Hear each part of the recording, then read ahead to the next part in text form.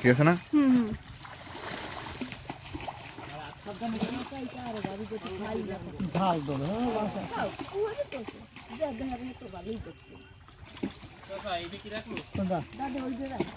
রাখবে এটা কি মাছ? আমি যাই না, আমুক কি করবে না করবে, আমুক যে পছন্দ করে।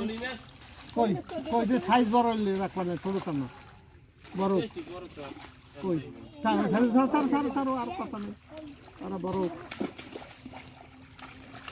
দাদা মাছ অনেক মাছ, অনেক মাছ, ভালো দেখতে দেখেছো?